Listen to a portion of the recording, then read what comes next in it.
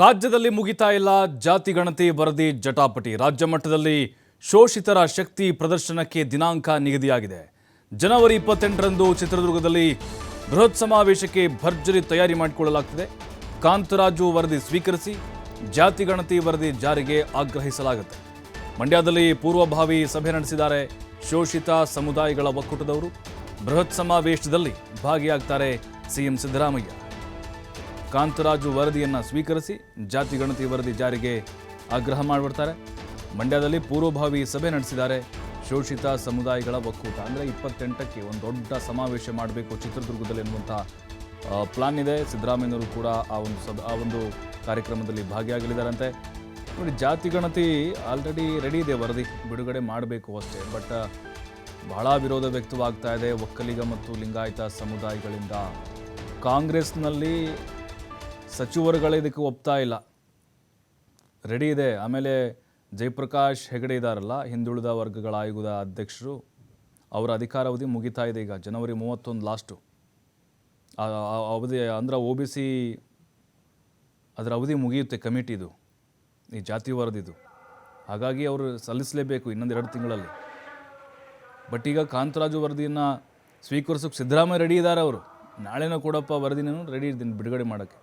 ಈಗ ಸೋರಿಕೆಯಾದಂಥ ಕೆಲವೊಂದಿಷ್ಟು ಈ ವರದಿಗಳಲ್ಲಿ ದಲಿತ ಸಮುದಾಯ ಹೆಚ್ಚಿನ ಸಂಖ್ಯೆಯಲ್ಲಿದೆ, ಆಮೇಲೆ ಹಿಂದುಳಿದ ವರ್ಗದವರು, ಆಮೇಲೆ ಅಲ್ಪಸಂಖ್ಯಾತ, ಈ ರೀತಿ ಕೆಲಸ ಸೋರಿಕೆ ಆಯಿತು.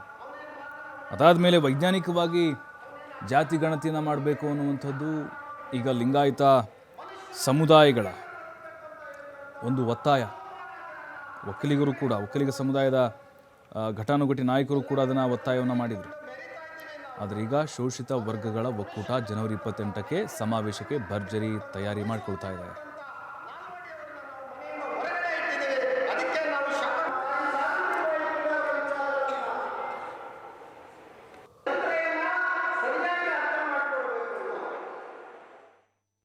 ಈಗಾಗಲೇ ನಾವು ನಮ್ಮ ಒಕ್ಕೂಟದ ವತಿಯಿಂದ, ಮಹಾ ಒಕ್ಕೂಟದ ವತಿಯಿಂದ ಎಲ್ಲ ರಾಜ್ಯದ ಶೋಷಿತ ಸಮುದಾಯಗಳ ನಾಯಕರುಗಳ ಜೊತೆ ಪೂರ್ವಭಾವಿ ಸಭೆಯನ್ನು ಎಲ್ಲ ಜಿಲ್ಲೆಯಾದ್ಯಂತ ನಡೆಸ್ಕೊಂಡು ಬಂದಿದ್ದೀವಿ. ಈಗಾಗಲೇ 12 ಜಿಲ್ಲೆಗಳನ್ನು ಮುಗಿಸಿ ಈಗ ಬೆಳಗ್ಗೆ ಮೈಸೂರು, ಈಗ ಮಂಡ್ಯದಲ್ಲಿ ಪೂರ್ವಭಾವಿ ಸಭೆಯನ್ನು ನಾವು ಏರ್ಪಡಿಸಿದ್ದೇವೆ. ಈ ಪೂರ್ವಭಾವಿ ಸಭೆಯ ಉದ್ದೇಶ ಏನು ಅಂದರೆ, ನಾಳೆ ನಡೆಯುವಂಥ 28ನೇ ತಾರೀಕು ನಡೆಯುವಂಥ ಜಾಗೃತಿ ಸಮಾವೇಶದಲ್ಲಿ ಶೋಷಿತ ಸಮುದಾಯಗಳ ಜನಗಳಿಗೆ ಜಾಗೃತಿ ಮೂಡಿಸುವ ಮುಖಾಂತರ ನಮ್ಮ ಶೋಷಿತ ಸಮುದಾಯದ ಸಂಘಟನೆಯನ್ನು ಮಾಡಬೇಕು ಅನ್ನೋ ಉದ್ದೇಶದಿಂದ ಈ ಮಹಾಸಭೆ, ಈ ಒಂದು ನಮ್ಮ ಪೂರ್ವಭಾವಿ ಸಭೆಯಲ್ಲಿ ಹೆಚ್ಚಿನ ಜನ ಚಿತ್ರದುರ್ಗಕ್ಕೆ ಹೋಗಬೇಕು ಅನ್ನೋ ಒಂದು ಮನವಿ ಮಾಡಿಕೊಳ್ಬೇಕು. ಮತ್ತು ಯಾತಕ್ಕೆ ನಾವು ಈ ಒಂದು ಸಮಾವೇಶವನ್ನು ಮಾಡ್ತಿದ್ದೀವಿ ಅನ್ನೋದನ್ನು ನಮ್ಮ ಮಂಡ್ಯ ಶೋಷಿತ ಸಮುದಾಯದ ಮುಖಂಡರುಗಳಿಗೆ ತಿಳುವಳಿಕೆ ನೀಡಬೇಕು ಅನ್ನೋ ಉದ್ದೇಶದಿಂದ ಇವತ್ತು ಪೂರ್ವಭಾವಿ ಸಭೆಯನ್ನು ನಡೆಸ್ತಾ ಇದ್ದೀವಿ. ಹೌದು, ಕಾಂತರಾಜು ವರದಿ ನಿಮಗೆ ಗೊತ್ತಿದ್ದ ಹಾಗೆ ನಮ್ಮ ಮಂಡ್ಯ ಜಿಲ್ಲೆಯ ಒಂದು ದೊಡ್ಡ ಸಮುದಾಯ ಅದಕ್ಕೆ ಅಡ್ಡಿ ಮಾಡ್ತಾ ಇದೆ. ಅದೇ ರೀತಿ ಉತ್ತರ ಕರ್ನಾಟಕದಲ್ಲಿ ಒಂದು ಸಮುದಾಯ ವಿರೋಧ ಮಾಡ್ತಾ ಇದೆ. ಅದಕ್ಕೋಸ್ಕರನೇ ನಾವು ಆ ಒಂದು ಕಾಂತರಾಜು ವರದಿ ನಮಗೆ ಬೈಬಲ್ ಇದ್ದಾಗೆ. ಆ ವರದಿ ಬಂದುಬಿಟ್ರೆ ಶೋಷಿತ ಸಮುದಾಯದ ಜನಗಳಿಗೆ ಬಹಳ ಒಳ್ಳೆಯದಾಗ್ತದೆ. ಯಾವುದು ರಾಜಕೀಯ. ಮತ್ತಷ್ಟು ಮಾಹಿತಿ ಶಶಿಕುಮಾರ್ ನೀಡ್ತಾರೆ. ಶಶಿಕುಮಾರ್, ಈಗ ಜಾತಿ ಗಣತಿ ವರದಿ ಬಿಡುಗಡೆ ಜಟಾಪಟಿ ತಾರಕಕ್ಕೆ ಇರ್ತಿದೆ. ಈಗ OBC ಸಮಿತಿ ಅವಧಿ ಮುಗಿತಾ ಬರ್ತಾ ಇದೆ. ಬಟ್ ಈಗ ಇವರ ಉದ್ದೇಶ ಏನು ಅನ್ನುವಂಥದ್ದು, ಅಂದರೆ ಸಿದ್ದರಾಮಯ್ಯನವರು ಕೂಡ ಕಾರ್ಯಕ್ರಮಕ್ಕೆ ಬರ್ತಾರೆ ಅಂತ ಹೇಳ್ತಿದ್ದಾರೆ. ಬಟ್ ಈಗ ಯಾವ ರೀತಿ ಪಟ್ಟು ಹಿಡಿದಿದ್ದಾರೆ, ಯಾವ ಸಂದೇಶ ಹೋಗ್ತಾ ಇದೆ? ಹೌದು ಪ್ರಭು, ಏನು ಜಾತಿ ಗಣತಿ ವಿಚಾರವಾಗಿ ಮತ್ತೆ ಜಟಾಪಟಿ ಮುಂದುವರೆದಿರ್ತಕ್ಕಂಥದ್ದು. ಅದರಲ್ಲೂ ಕೂಡ ಪ್ರಬಲವಾಗಿ ಒಕ್ಕಲಿಗ ಮತ್ತು ಲಿಂಗಾಯತ ಸಮುದಾಯದವರು ಜಾತಿ ಗಣತಿ ವರದಿಯನ್ನ ಬಿಡುಗಡೆ ಮಾಡಬಾರದು, ಅದು ಅವೈಜ್ಞಾನಿಕ ಅಂತ ಹೇಳಿ ಹೋರಾಟವನ್ನ ಆರಂಭಿಸಿದ್ರೆ, ಮತ್ತೊಂದೆಡೆ ಶೋಷಿತ ವರ್ಗಗಳ ಸಮುದಾಯದ ಶಕ್ತಿ ಪ್ರದರ್ಶನಕ್ಕೂ ಕೂಡ ಈಗ ದಿನಾಂಕ ನಿಗದಿಯಾಗಿರ್ತಕ್ಕಂಥದ್ದು. ಅಂದ್ರೆ ಕಾಂತರಾಜು ಅವರ ವರದಿಯನ್ನ ರಾಜ್ಯ ಸರ್ಕಾರ ಸ್ವೀಕಾರ ಮಾಡಬೇಕು, ಕೂಡಲೇ ಜಾರಿಗೆ ತರಬೇಕು ಅನ್ನೋದು ಅವರ ಆಗ್ರಹ ಆಗಿರ್ತಕ್ಕಂಥದ್ದು. ಹೀಗಾಗಿ ಕರ್ನಾಟಕ ಶೋಷಿತ ಸಮುದಾಯಗಳ ಮಹಾ ಒಕ್ಕೂಟ ಹಾಗೂ ಮತ್ತು ಕರ್ನಾಟಕ ರಾಜ್ಯ ಹಿಂದುಳಿದ ಜಾತಿಗಳ ಒಕ್ಕೂಟದಿಂದಾಗಿ ಒಕ್ಕೂಟಗಳು ಒಂದ್ ರೀತಿ ದೊಡ್ಡ ಸಮಾವೇಶವನ್ನು ಹಮ್ಮಿಕೊಳ್ಳಿಕ್ಕೂ ಕೂಡ ಮುಂದಾಗಿರ್ತಕ್ಕಂಥದ್ದಿದೆ. ಜನವರಿ 28ರಂದು ಚಿತ್ರದುರ್ಗದಲ್ಲಿ ಶೋಷಿತರ ಜಾಗೃತಿಗಾಗಿ ರಾಜ್ಯ ಸಮಾವೇಶವನ್ನು ಕೂಡ ಹಮ್ಮಿಕೊಂಡಿರ್ತಕ್ಕಂಥದ್ದು. ಈ ಸಮಾವೇಶಕ್ಕೆ ಈಗಾಗಲೇ ರಾಜ್ಯದ ವಿವಿಧ ಭಾಗಗಳಿಂದ, ವಿವಿಧ ಜಿಲ್ಲೆಗಳಿಂದ ಜನರನ್ನ ಕರೆತರಲಿಕ್ಕೆ ಸರಣಿ ಪೂರ್ವಭಾವಿ ಸಭೆಗಳನ್ನ ಕೂಡ ಮಾಡ್ತಿರ್ತಕ್ಕಂಥದ್ದು. ಅದೇ ಸಭೆಗಳು ಕೂಡ ಈಗ ಮೈಸೂರು ಪ್ರಾಂತ್ಯದಲ್ಲೂ ಕೂಡ ನಡೀತಾ ಇರತಕ್ಕಂಥದ್ದು, ಮಂಡ್ಯದಲ್ಲೂ ಕೂಡ ನಡೆದಿರ್ತಕ್ಕಂಥದ್ದು, ಇನ್ನು ಮೈಸೂರಿನಲ್ಲೂ ಕೂಡ ನಡೆದಿರ್ತಕ್ಕಂಥದ್ದು.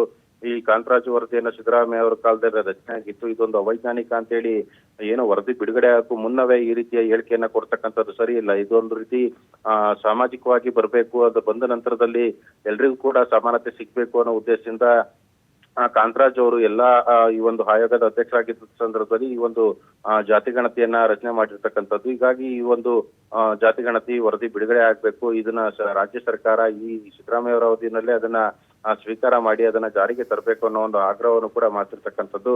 ಸಾರ್ವಜನಿಕರ ಏನು ತೆರಿಗೆ ರೂಪದಲ್ಲಿರ್ತಕ್ಕಂಥ 140 ಕೋಟಿ ಅನುದಾನವನ್ನು ಕೊಟ್ಟು ಎಲ್ಲಾ ಅನುಕೂಲವನ್ನು ಕೂಡ ಮಾಡಿರ್ತಕ್ಕಂಥದ್ದು. ಹೀಗಾಗಿ ಇದು ಪೋಲ್ ಆಗ್ಬಾರ್ದು, ಇದೊಂದು ರೀತಿಯಲ್ಲಿ ಎಲ್ರಿಗೂ ಕೂಡ ಸಮಾನ ಅವಕಾಶವನ್ನ ಕಲ್ಪಿಸೋ ನಿಟ್ಟಿನಲ್ಲಿ ತಂದಿರ್ತಕ್ಕಂಥ ವರದಿ, ಈ ವರದಿ ಜಾರಿ ಆಗ್ಲೇಬೇಕು ಅನ್ನೋ ಒಂದು ಆಗ್ರಹವನ್ನು ಕೂಡ ಮಾಡ್ತಿರ್ತಕ್ಕಂಥದ್ದು.